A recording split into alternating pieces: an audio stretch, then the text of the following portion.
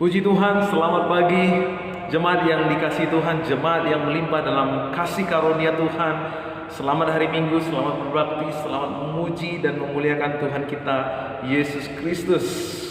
Puji Tuhan, senang sekali menyapa Bapak Ibu dimanapun berada. Kembali kita akan belajar bersama-sama lewat kebenaran firman-Nya. Namun sebelum itu saya mau mengajak Bapak Ibu kembali berkata bersama dengan saya, aku pasti mengalami kebaikan-kebaikan hatinya Tuhan. Sekali lagi, aku pasti mengalami kebaikan-kebaikan hatinya Tuhan. Amin. Puji Tuhan. Judul firman Tuhan pada pagi hari ini adalah roti hidup. Firman Tuhan berkata dalam Yohanes 6 ayat 51, akulah roti hidup yang telah turun dari surga. Jikalau seorang makan dari roti ini, ia akan hidup untuk selama-lamanya. Dan roti yang kuberikan itu ialah dagingku yang akan kuberikan untuk hidup dunia ini. Sebelum kita diberkati oleh kebenaran firman-Nya, mari kita bertunduk kepala, kita berdoa minta pimpinan Tuhan. Bapa, kami mohon pimpinan-Mu saat kami akan belajar kebenaran firman-Mu. Kau berkata-kata lewat mulut lidah hamba-Mu Tuhan, sehingga mudah dimengerti, dan semua yang hamba-Mu sampaikan adalah berasal daripada Engkau. Terima kasih Tuhan, kami siap mendengar firman-Mu. Roh Kudus-Mu yang memampukan kami untuk duduk diam, meresap setiap kebenaran firman-Mu, memenuhi, melimpahi seluruh kehidupan kami. Yang lemah dikuatkan, yang sakit disembuhkan, yang berbeban berat diberikan kelegaan. Dalam nama Yesus kami siap Bapa mendengar firman-Mu. Dalam nama Yesus kami berdoa. Amin. Puji Tuhan. Nah saudara, sebelum kita melanjut kepada firman Tuhan yang lebih dalam lagi, saya mau bertanya, yang mana yang benar? Makan untuk hidup atau hidup untuk makan? Ya, seharusnya yang benar adalah kita makan untuk hidup, ya, bukan hidup untuk makan. Nah, orang Israel mereka hidup untuk makan, ya. Jadi waktu mereka sibuk mencari Yesus, sebenarnya bukan mereka sibuk mencari kebenaran yang Yesus kerjakan, tetapi mereka sibuk mencari makanan, ya, karena mereka sudah makan dari mukjizat 5 roti dan 2 ikan. Mereka udah kenyang, mereka kepingin makan lagi, sehingga Tuhan Yesus sendiri menegur mereka karena mereka mencari Yesus hanya untuk sekedar makanan. Padahal makanan yang mereka cari adalah makanan yang sifatnya sementara, sama seperti makanan yang dimakan oleh nenek moyang mereka di padang gurun. Mereka makan mana, tetapi mereka mati. Makanan dari dunia ini hanya sifatnya sementara, pada akhirnya akan berujung kepada kematian. Tubuh kita akan menjadi lemah, muncul sakit penyakit, dan akhirnya mati. Makanya makanan dari dunia ini hanya sifatnya sementara. Waktu kita makan, setelah kita haus, setelah kita minum, beberapa lama kemudian kita haus lagi, kita lapar lagi.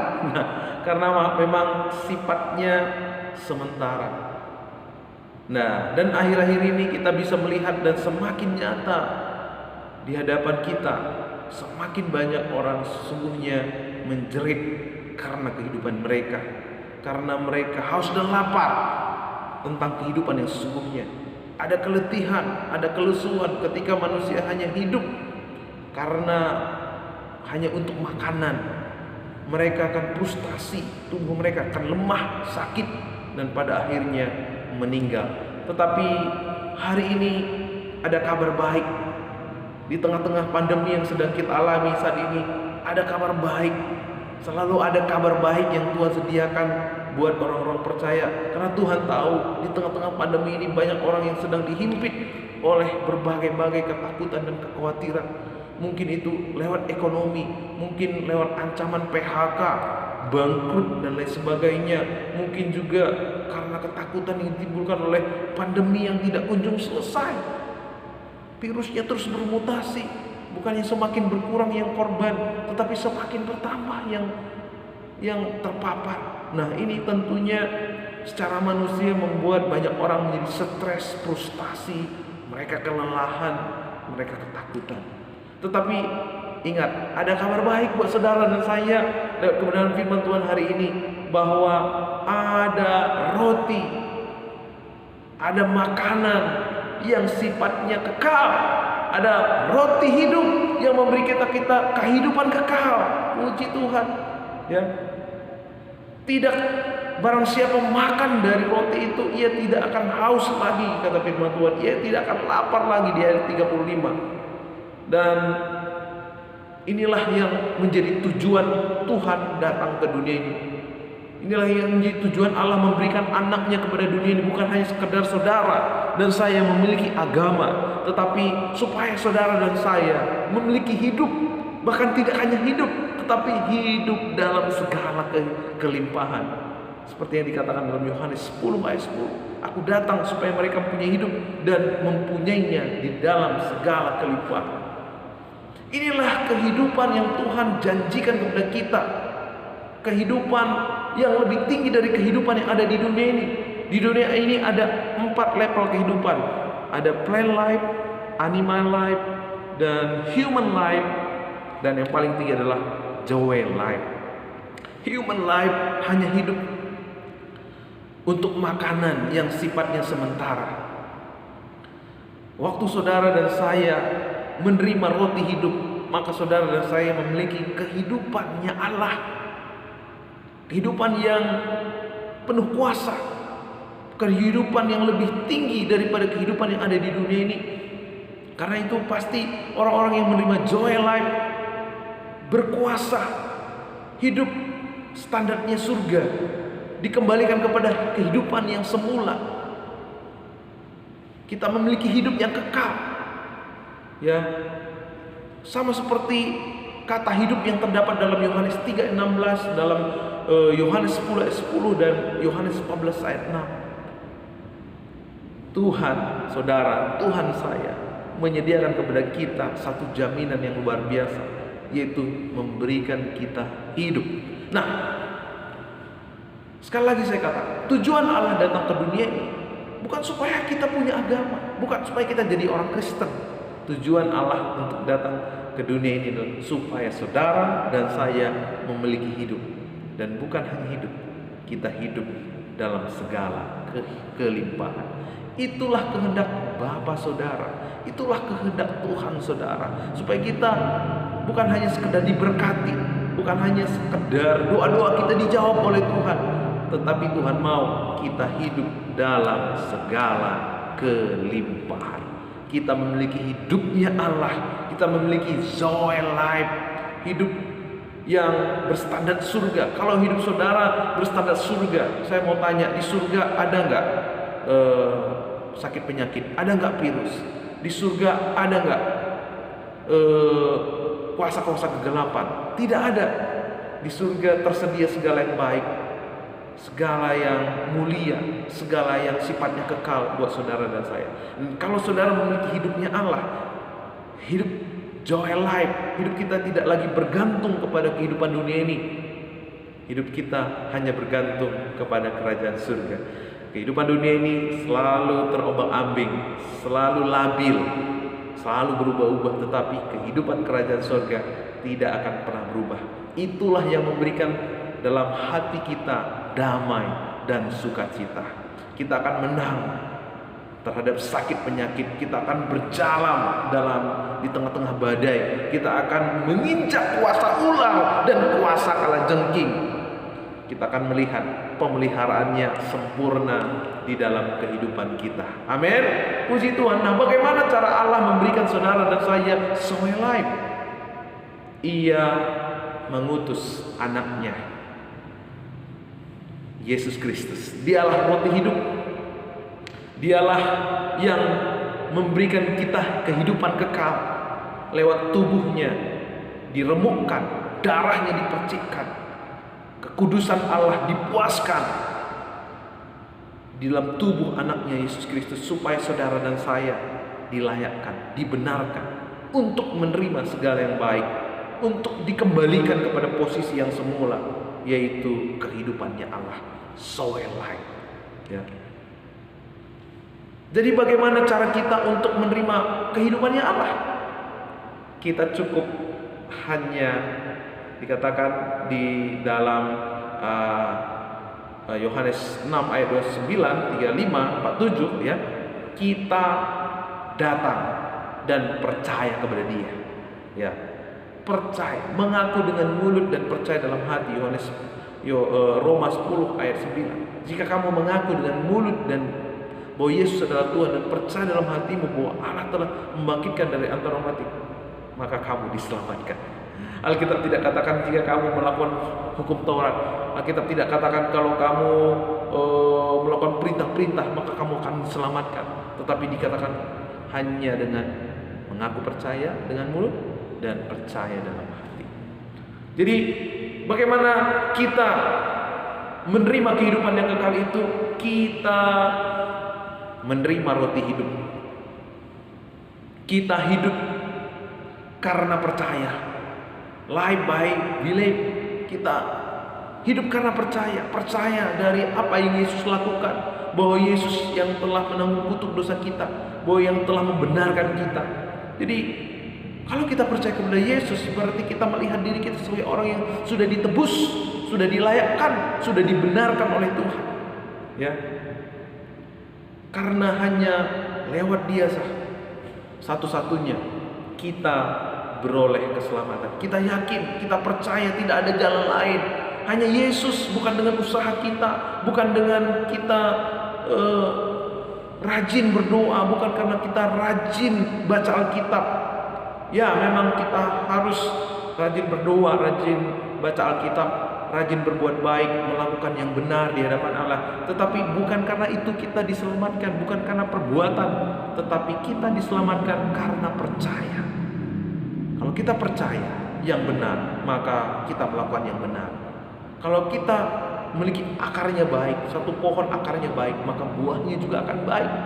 Karena itu Tuhan mau kita benar-benar percaya, hanya percaya. Percaya bahwa Dia hanya satu-satunya.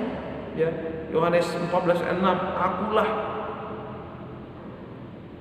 jalan kebenaran dan hidup, tidak ada seorang pun yang datang kepada Bapa jikalau tidak melalui aku. Ya, di ayat yang ke-27 tadi dikatakan hanya melalui Dia telah disahkan oleh materainya. Ya. Bahkan kalau kita lihat dalam bahasa Inggris, roti itu diterjemahkan the bread. Nah, the bread ini mengarahkan kepada satu. Jadi satu hal yang harus saudara sadari, hanya lewat pribadi Yesus kita beroleh kehidupan yang kekal. Kita bisa masuk kepada kekekalan. Tidak ada jalan lain. Bukan lewat agama, bukan lewat perbuatan baik, bukan lewat amal, tetapi hanya percaya kepada Yesus sebagai Tuhan dan Juru Selamat. Nah, di dalam ayat yang ke-53, 56, 58 dikatakan makan roti hidup berarti makan daging, minum darah anak manusia. Ya, saya mau ajak kita untuk mengerti satu hal. Ada 11 kali kata makan di teks ini, di perikop ini. Nah, kata makan di sana diterjemahkan dalam bahasa Inggris trogo, chew with crunching sound. Ya, saya ulangi, artinya trogo, chew with crunching sound. Ya, nah artinya apa? Waktu kita makan roti perjamuan itu ada suaranya kres-kres. Nah, di sini sebenarnya satu hal yang Tuhan mau agar kita benar-benar menyadari, tubuhnya diremukkan, darahnya dipercikkan untuk menebus dosa-dosa kita. Makan supaya kita menyadari. Karena banyak orang Kristen yang tahu Yesus itu mati untuk menebus dosa-dosa, tetapi sedikit orang yang menyadari bahwa dosanya sudah ditebus oleh Tuhan Yesus lewat tubuh Kristus yang diremukkan, darahnya yang terpercikan. sehingga mereka senantiasa melihat perbuatan mereka. Ketika mereka datang kepada Tuhan, senantiasa melihat perbuatan mereka. Nah, kalau kita melihat perbuatan kita, maka tidak akan pernah kita merasa layak di hadapan Allah. Waktu kita sudah melakukan sekian banyak perintah, iblis akan kembali mengingatkan kita, kamu belum cukup taat, kamu belum setaat si A, si B, sehingga kita mulai lemah. Ya, waktu kita sudah melakukan perintah-perintah 1, 2, 3, iblis kembali mengingatkan, belum cukup, kamu belum melakukan perintah-perintah yang lain, sehingga kita mulai lemah. Nah, karena itu jangan datang kepada Tuhan dengan perbuatan. Minggu yang lalu kita belajar bagaimana pekerja-pekerja yang bekerja hanya mengharapkan kemurahan, mereka menerima upah mereka dengan sukacita. Dan berbeda dengan pekerja yang terdahulu, mereka bekerja demi upah, sehingga akhirnya mereka kecewa, bersungut-sungut, mereka iri hati, mereka tidak pernah melihat kemurahan hati Tuhan. Nah, saudara, demikian bagaimana kita masuk kepada kehidupan yang kekal? Hanya dengan mengaku percaya terhadap apa yang Yesus perbuat di atas kayu salib. Tubuhnya diremukkan, tubuhnya dihancurkan, darahnya dipercikkan. Dan ketika itu, setiap kita yang percaya kepadanya sudah dibenarkan. Amin. Puji Tuhan. Mari bangun kesadaran. Nah, mari bangun kesadaran. Kenapa Tuhan memerintahkan kita untuk memperingati perjamuan kudus? Ya, karena lewat perjamuan kudus Tuhan mau kita benar-benar dengan iman menyatu dengan tubuh dan darah Yesus. Ya, kita menyadari bahwa tubuhnya telah menanggung segala kutuk dosa dan pelanggaran kita di atas kayu salib. Nah, kalau kita tidak menyadari, ya, maka sesungguhnya kita sedang melakukan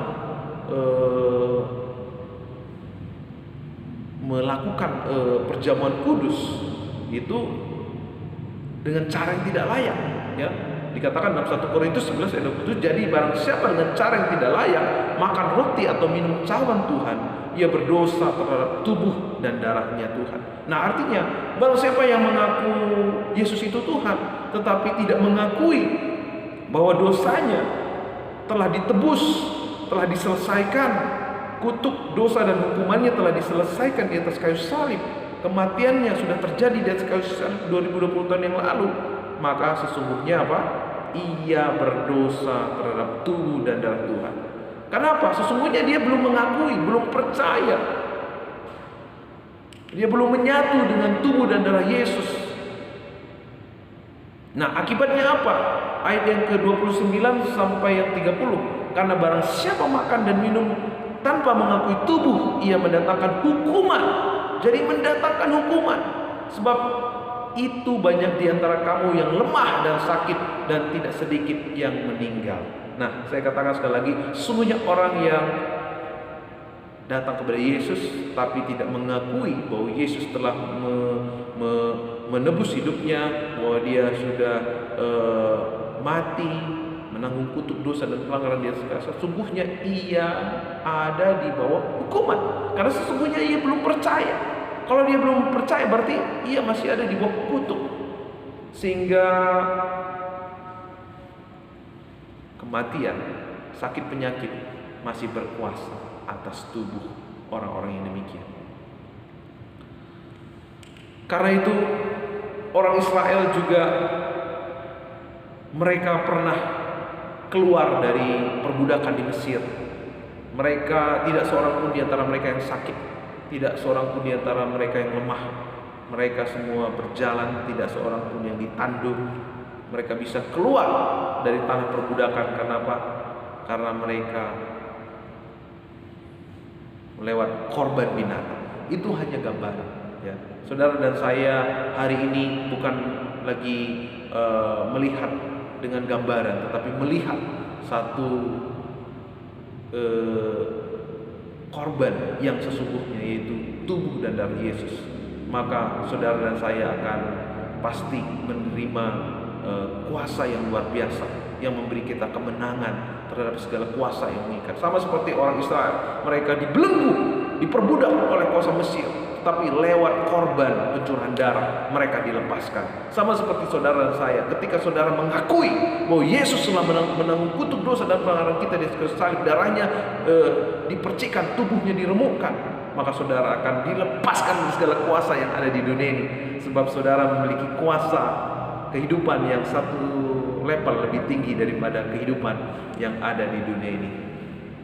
Orang Farisi tidak mengerti tentang hal ini. Mereka masih memiliki human life, sehingga mereka penuh dengan sungut-sungut. Mereka suka menghakimi orang lain, ya. Karena apa? Karena mereka masih punya kehidupan hanya sampai level human life. Agama, ya, hanya akan membawa kita kepada human life saja.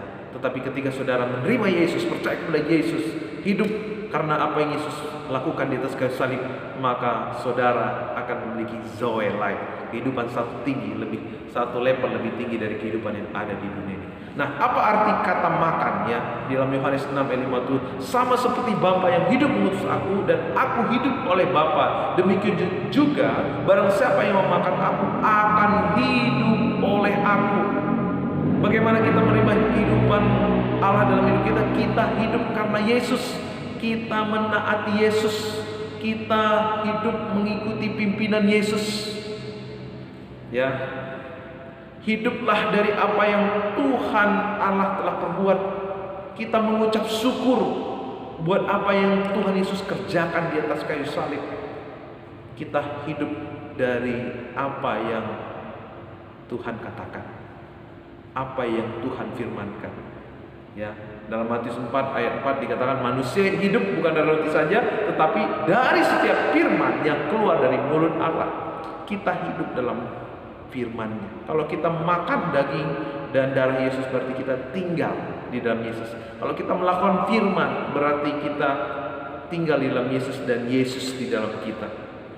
Jadi saudara, sebelum kita menghadapi segala sesuatu, mari senantiasa bersandar kepada pimpinan Tuhan lewat Roh Kudus-Nya. Kita senantiasa mencari kebenaran-Nya, menghidupi kebenaran-Nya, sebab Yesus itu adalah firman. Maka setiap hari kita harus ikuti tuntunan Yesus sebagai ungkapan syukur kita karena keselamatan yang Tuhan. Kalau begitu, maka saudara dan saya menerima anugerah kebenaran dan kelimpahan kasih karunia akan hidup dan berkuasa. Kita akan memiliki kekuatan untuk bangkit dari kebiasaan buruk. Sama seperti makanan, kalau kita makan kita punya kekuatan. Nah, demikian kalau saudara percaya kepada Yesus, menerima Yesus, mengakui Yesus, menyadari apa yang Yesus lakukan, kita punya kekuatan untuk bangkit dari kebiasaan buruk. Kita punya kekuatan untuk bangkit, untuk melayani Tuhan lebih baik lagi, untuk mengasihi Tuhan, mengasihi sesama lebih baik lagi. Nah, dunia tidak memiliki kehidupan seperti ini, sehingga mereka senantiasa dikuasai oleh sungut-sungut, iri hati. Mereka senantiasa jauh dari ungkapan syukur. Nah, karena mereka senantiasa bergantung kepada pengertian mereka. Sama seperti dalam nas ini, orang Yahudi bersungut-sungut, ya, karena apa yang dikatakan oleh Yesus. Mereka menggunakan pikirannya. Bagaimana mungkin dia ini kan anak tukang kayu? Bagaimana mungkin dia bisa memberi hidup kepada kita? Ya, wajar ya kalau orang-orang yang belum percaya kepada Yesus, hidup mereka pasti ada di bawah tekanan. Mereka dihimpit oleh kekhawatiran, ketakutan, dan kekhawatiran menguasai hati mereka. Jadi ketika kita makan, ketika kita hidup karena percaya, kita akan melihat berkat yang berlimpah-limpah. Karena berkat kita bukan lagi bergantung kepada dunia ini. Berkat kita, pemeliharaan hidup kita bergantung kepada kehidupan di surga. Amin. Kita akan menang terhadap segala kesulitan, ya. Kita akan menginjak kuasa ular dan kuasa kalajengking, sebab kehidupan Allah ada pada kita, kehidupan yang berkuasa, kehidupan yang lebih tinggi dari kehidupan yang ada di dunia ini. Mari kita menyadari bahwa kebutuhan kita yang utama adalah Yesus. Hiduplah setiap hari karena Yesus. Bukan hidup hanya untuk makanan yang dapat binasa. Hiduplah setiap hari karena Yesus. Lakukan segala sesuatu bukan karena supaya saudara mendapatkan makanan yang sifatnya binasa, mendapatkan berkat-berkat yang sifatnya sementara. Mari hiduplah karena apa yang Yesus perbuat, maka saudara akan melihat pemeliharaan kita, perlindungan kita sempurna. Tiap hari mari hiduplah dari apa yang Yesus perbuat, dari apa yang Yesus katakan dalam kehidupan kita. Maka lihatlah kehidupan yang penuh kuasa, kehidupannya Allah nyata dalam hidup kita, dan kita melihat kemenangan demi kemenangan terjadi dalam kehidupan kita. Amin. Apapun situasinya, apapun keadaannya yang kita lewati saat ini, dunia tidak pernah bisa menguasai orang-orang yang memiliki soullight. Orang-orang yang memiliki kehidupannya Allah akan menang dan berkuasa, akan hidup untuk selama-lamanya. Kita tidak perlu takut, kita tidak perlu lagi khawatir. Kita hidup dalam damai sejahtera dengan Allah, dan hidup kita akan menjadi indah dan luar biasa di hadapannya. Selamat hari Minggu, Tuhan Yesus memberkati. Mari kita tunduk kepala. Bapa, terima kasih buat kehidupan yang Kau anugerahkan kepada kami lewat anak-Mu Yesus Kristus. Anak-Mu diremukkan, darahnya dipercikkan, sehingga hari ini Tuhan, kami yang percaya tidak lagi ada di bawah hukuman, tetapi kami ada di bawah kasih karunia-Mu. Kami bersuka cita Tuhan, kami bersyukur karena kebaikan-Mu, karena kemurahan-Mu yang luar biasa. Biar firman-Mu ini Tuhan termaterai dengan baik dalam setiap hati jemaat-Mu dimanapun berada, membawa kami Tuhan kepada kehidupannya Allah, melihat segala kuasa ada di bawah kaki kami, melihat kehidupan kami Tuhan dikembalikan kepada kehidupan yang semula. Hidup kami bukan lagi bergantung kepada kondisi keadaan dunia ini, walaupun gunung-gunung beranjak, bukit-bukit bergoyang, tetapi kami yang hidup karena percaya kepada Engkau akan aman, terpelihara sempurna. Karena kami hidup bukan karena melihat, tetapi kami hidup karena kami percaya. Terima kasih Bapa buat firman-Mu. Kami berdoa untuk kehidupan segenap jemaat-Mu sepanjang minggu ini dimanapun berada Tuhan. Engkau yang mencukupkan segala kebutuhan, menjauhkan segala mara bahaya, melindungi dari segala virus, kuman, penyakit. Damai sejahtera-Mu melimpah atas segenap jemaat-Mu ya Bapa. Berkati anak-anak kami dalam pertumbuhannya, berkati para orang tua dalam pekerjaannya, urusan rumah tangga, apapun ya Bapa. Engkau yang memberikan kekekalan dalam hati kami masing-masing, sehingga kami senantiasa bersuka cita karena perbuatan tangan-Mu ya Bapa. Terima kasih Tuhan. Sepanjang minggu ini kalau jemaat keluar rumah, kalau mereka bekerja dimanapun mereka berada, jauh dari sakit penyakit, jauh dari tangan-tangan orang yang tidak bertanggung jawab, karena Engkau yang menjadi sumber segala yang baik, sumber perlindungan dalam setiap kehidupan jemaat-Mu di tempat ini Tuhan. Terima kasih Bapa untuk kasih dan kebaikan-Mu. Jemaat yang dikasih Tuhan, ibadah kita telah selesai. Sebelum kita pulang, mari arahkan seluruh hidup-Mu dan terimalah berkat Tuhan.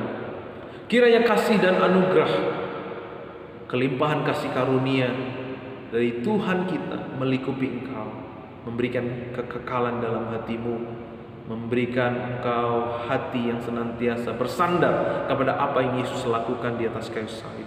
Dan biarlah damai dan sukacita dari Allah Bapa menyertai, melingkupi, melindungi dari hari ini, esok, dan sampai selama-lamanya. Tuhan Yesus berkati. Haleluya. Amin.